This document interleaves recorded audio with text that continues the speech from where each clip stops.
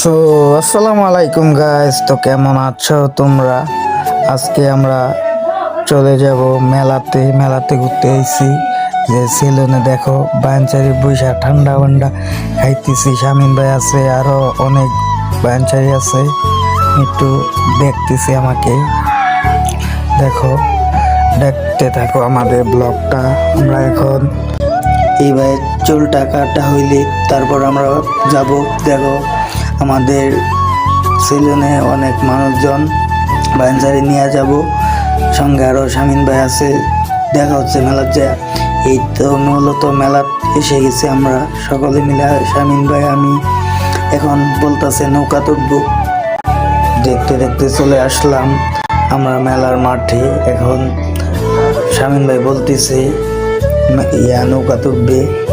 এখন সবাই মিলে নৌকা তুলবো। নৌকাত অনেক আনন্দ হয়। আমরা নৌকা তুইটা পরে আপনাদের ফুল ব্লগটা দেখাইতেছি।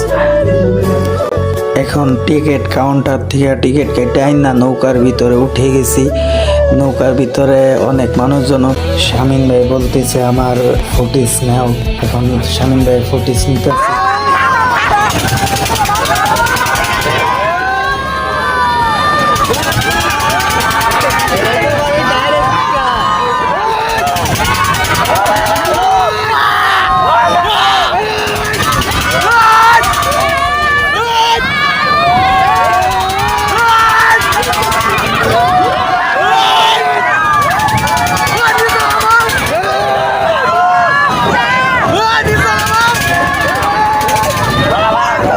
ভাই ব্রাদার মিলে অনেকক্ষণ দুষ্টামি ফাজলামি করার পরে দেখেন সবাই বলতেছে আমরা ভয় পাইতেছি, কিন্তু আমরা মূলত ভয় পাইতেছি না। সবাই মিলে দুষ্টামি করতেছি। নৌকার ভিতরে অনেক আনন্দ হলো, সবাই মিলে অনেক আনন্দ করলাম। শামিন ভাই বলতেছে পুরাই নাকি যাই। আমি বলতেছি ভাই তুমি পড়বা না, সমস্যা নাই, বর্ষা রাখো। যে একটা পিচ্চি আছে আমাদের পিছনে বসছে সে। এখন আমরা নৌকা রাইড শেষে আমরা পান খাইতে যাব প্ল্যান করতেছি আমি শামিন ভাই।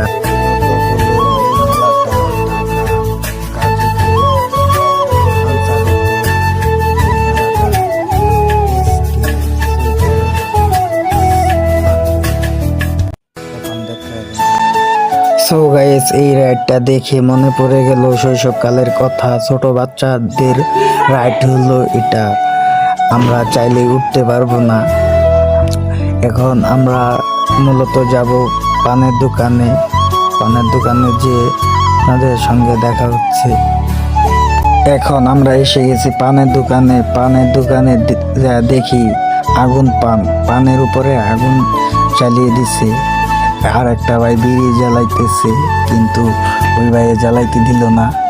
একটা ভাইয়ে খাবে। দেখেন ব্লগটা। আমি বলছিলাম শামিন ভাইকে ভাই পান খাইবা, আগুন পান, বললো না মুখ পুড়ে যাবে।